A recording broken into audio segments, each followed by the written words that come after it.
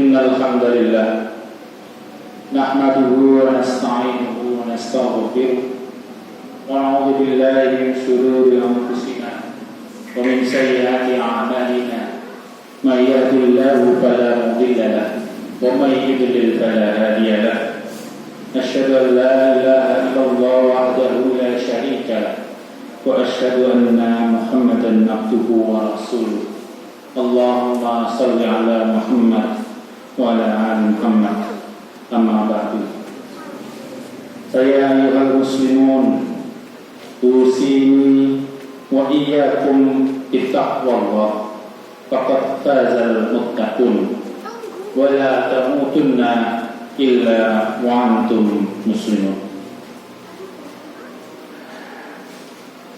Hadirin jemaah sidang Jumat yang dirahmati Allah.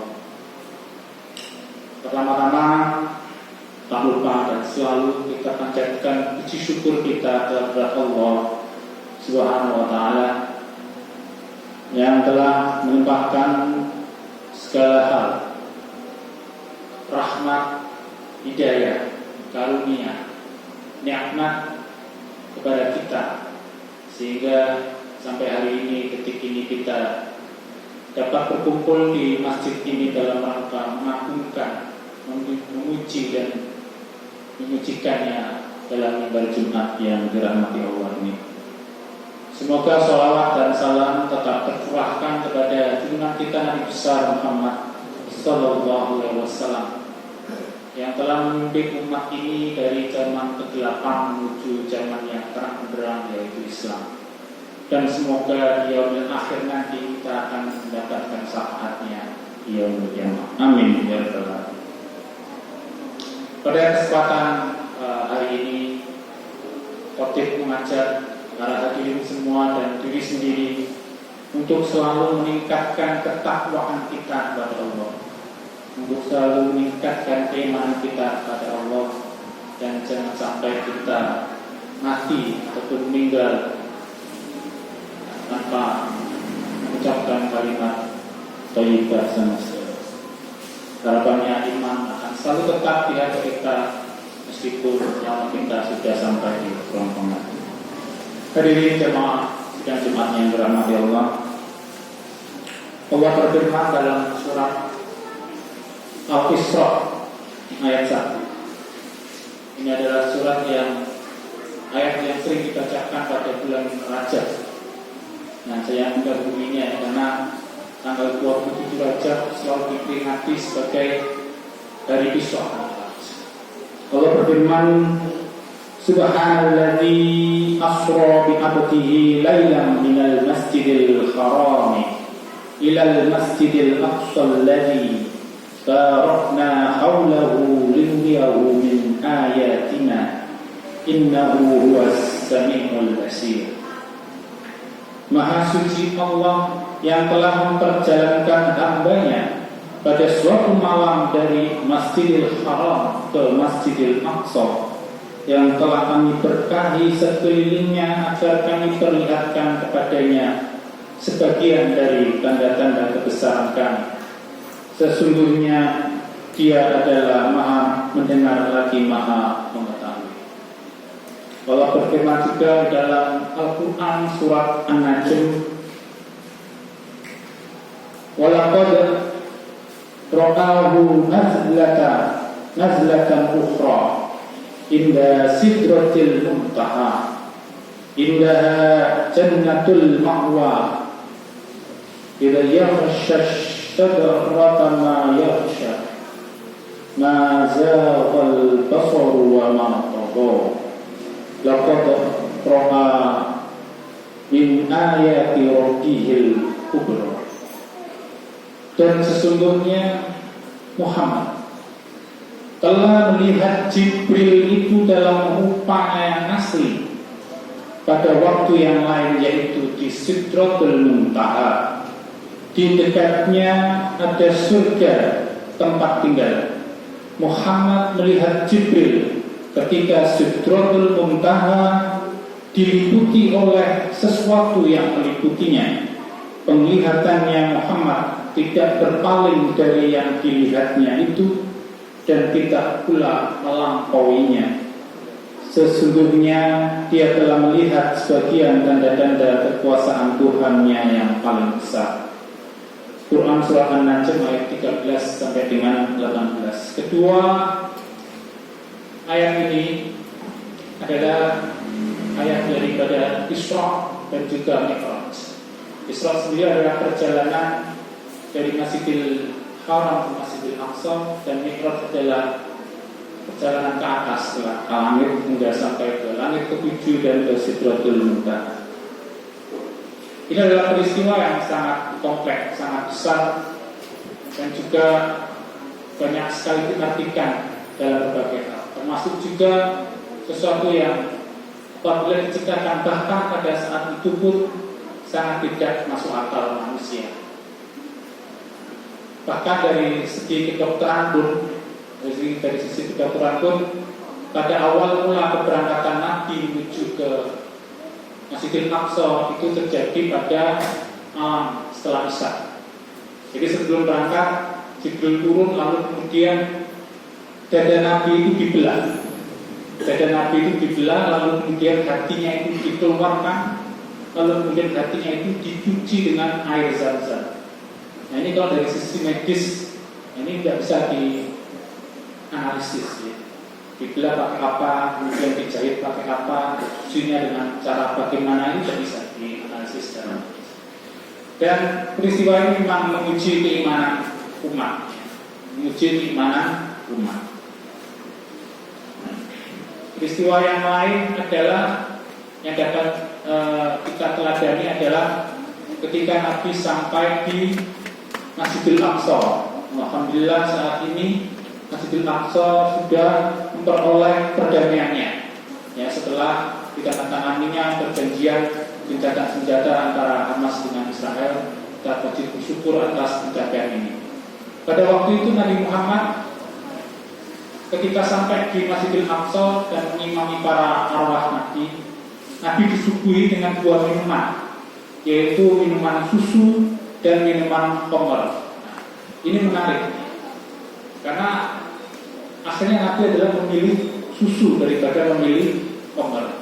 Bisa dibayangkan kalau misalnya Nabi memilih khamr, tentu itu akan sangat berketerbalikan nantinya ketika muncul ayat-ayat tentang khamr itu.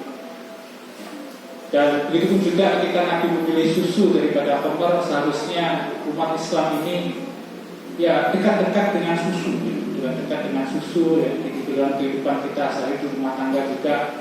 Nah, tapi sepertinya di Indonesia susu ini masih kurang favorit. Tadi ini jemaah sidang Jumat yang dirahmati Allah, ceritanya sangat panjang. Namun demikian apa yang bisa saya sampaikan di mimbar ini bukanlah hal lain kecuali adalah pesan-pesan ibadah. Apa pesan-pesan ibadah yang disampaikan dari peristiwa Isra Mi'raj ini? Tentu yang paling utama adalah sholat 5 waktu, dan itu adalah sangat masyhur ceritanya. Bahwasanya sholat 5 waktu kita ini nilainya adalah 50 kali, ya 50 waktu. Nah, oleh Allah dikorting jadi 5 kali, sehingga satu kali sholat itu setara dengan 10 kali sholat. Sehingga 5 kali sholat, maka sholat kita adalah sudah mencapai 10.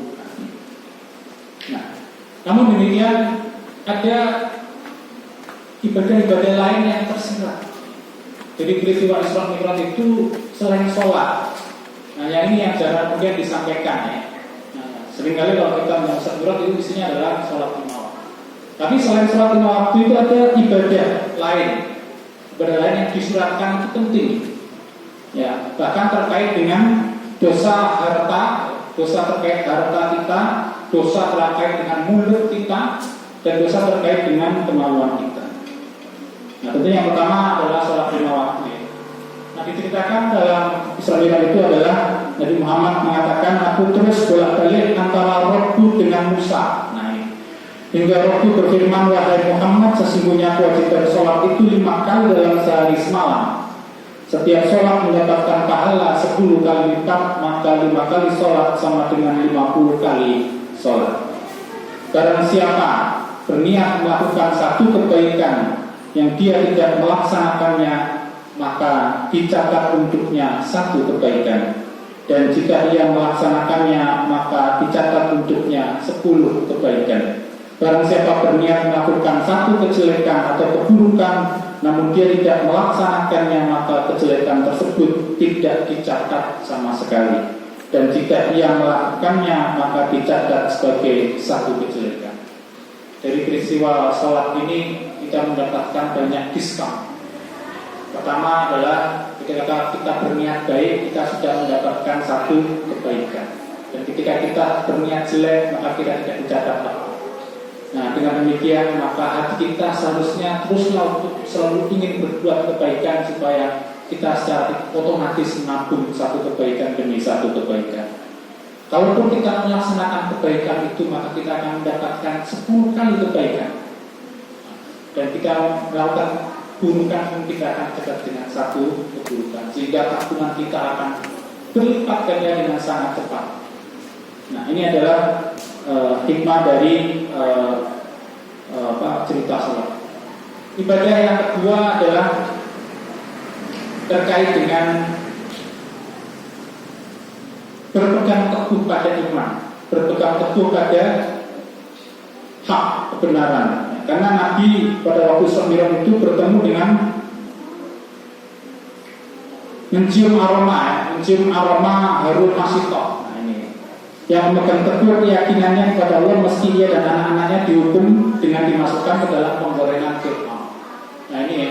Jadi bisa mungkin bahwasanya tentunya sekarang tidak ada yang akan memaksa kita untuk berpindah agama, tapi mungkin suatu saat generasi kita, mungkin generasi anak cucu kita mungkin akan menghadapi hal itu.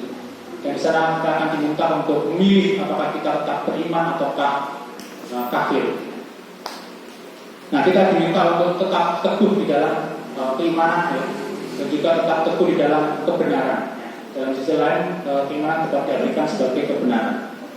Yang kedua adalah terkait dengan sholat, adalah Nabi diperlihatkan orang-orang yang malas sholat, ya.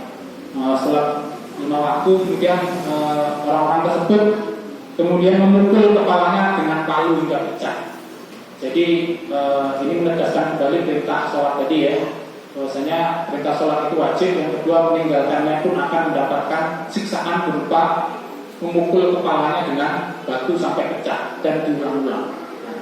Jadi seperti itu. Jadi jangan sampai sholat 5 waktu ini dia ditinggalkan, karena nanti kita dihadapkan pada palu di kepala kita. Yang kedua adalah perintah atau ibadah terkait dengan jihad fisabilillah. Karena Nabi melihat sekelompok orang yang bercocok tanam lantas langsung memanen hasilnya. Ini adalah gambaran umat yang berjihad fisabilillah. Nah, jihad fisabilillah ini arti kata dasarnya adalah bersungguh-sungguh. Ya, ini adalah yang menjadi semangat umat Islam, bahwasanya umat Islam itu dalam kehidupan sehari-harinya adalah selalu bersungguh-sungguh. Sementara orang Barat ismani. Jadi orang Islam harusnya adalah bersungguh-sungguh. Kemudian yang kelima adalah tentang zakat, tentang harta, ya, dosa harta, atau mungkin terkait dengan harta. Ada 3 di peristiwa Isra Mi'raj ini. Yang pertama adalah tentang zakat, yaitu orang-orang yang tidak mengeluarkan zakat padahal waktunya sudah sampai, ya. Jadi Nabi melintasi sekelompok orang yang hanya mengenakan pakaian untuk menutupi kemaluan dan memakan tumbuhan berduri. Mereka adalah gambaran umat yang enggan berzakat, ya, meski sudah waktunya tiba.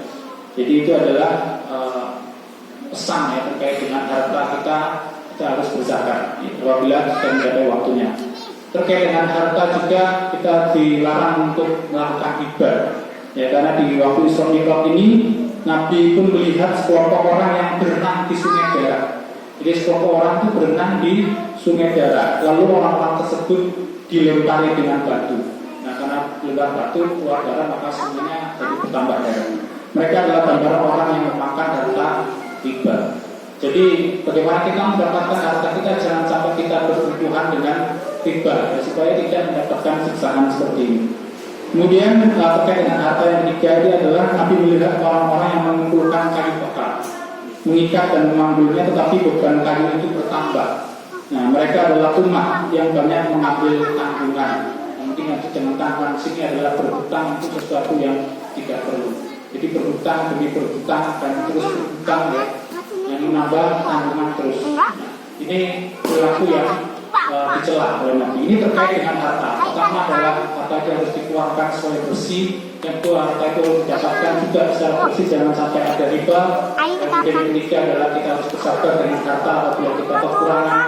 Ya, maka jangan sampai kita berurusan dengan hutang apabila hal itu sangat tidak diperlukan. Kemudian ibadah yang lain adalah terkait dengan zina. Di dalam surah Al-Mi'raj itu digambarkan bahwasanya Nabi bertemu dengan orang yang makan daging busuk sebagai perumpamaan orang yang berzina. Nah, kemudian yang ke-9 adalah Nabi melintasi orang yang menggunting lidah, ya, bibir dengan gunting besi. Jadi gambaran bagi ahli fitnah. Ini adalah terkait dengan dosa mulut. Dosa mulut itu ada fitnah.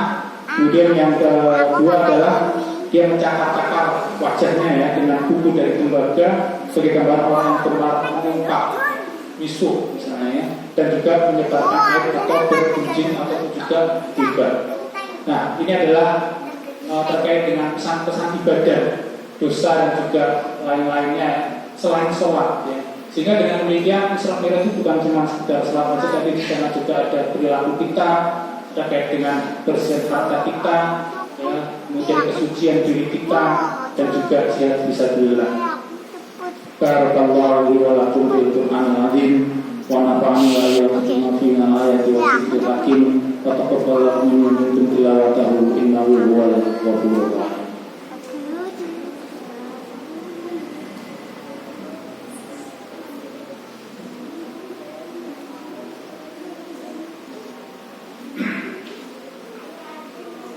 Alhamdulillahilladzi arsala rasulahu bil huda wa dinil haqq liyudhhirahu 'ala ad-dini kullihi wa kafa billahi shahidan.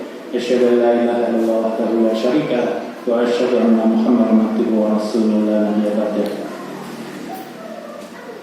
Ya ayyuhal muslimun usikum wa iyyakum bittaqwallahi faqad fazal muttaqun wa la tamutunna illa wa antum muslimun. Pada khutbah kedua ini marilah kita bermunajat kepada Allah agar kita diberikan barokah dan ampunan karunia. Innallaha wa malaikatahu yusholluna 'alan nabi ya ayyuhalladzina amanu shallu 'alaihi wa sallimu taslima. Allahumma shalli 'ala Muhammad wa 'ala ali Muhammad. Allahumma ighfir lil mu'minina wal mu'minat wal muslimina wal muslimat al ahya'i minhum wal amwat innaka sami'un qaribun mujibud da'wat ya qadiyal hajat. Rabbana zalamna anfusana wa illam taghfir lana wa tarhamna lanakunanna minal khasirin. Rabbana hab lana min azwajina wa dhurriyyatina qurrata a'yun waj'alna lil muttaqina imama. Allahumma arinal haqqa haqqan warzuqna ittiba'ah wa arinal batila batila warzuqna ijtinabah. Rabbana la tuzigh qulubana ba'da idh hadaytana wa hab lana min ladunka rahmah innaka antal wahhab. Rabbana la taj'alna fitnatan lil qawmil zalimin wa najjina bi rahmatika ya arhamar rahimin. Allahumma inna nas'aluka al-huda wa tuqa wal afafa wal ghina. Rabbana atina fid dunya hasanah wa fil akhirati hasanah wa qina adzabannar. Wa subhanaka rabbika rabbil izzati amma yasifun wa salamun alal mursalin walhamdulillahi rabbil alamin. Ibaradallah, innallaha ya'muru bil 'adli wal ihsan wa ita'i dzil qurba wa yanha 'anil fahsya'i wal munkari wal baghi ya'idukum la'allakum tadhakkarun. Wa la dzikrullahi akbar.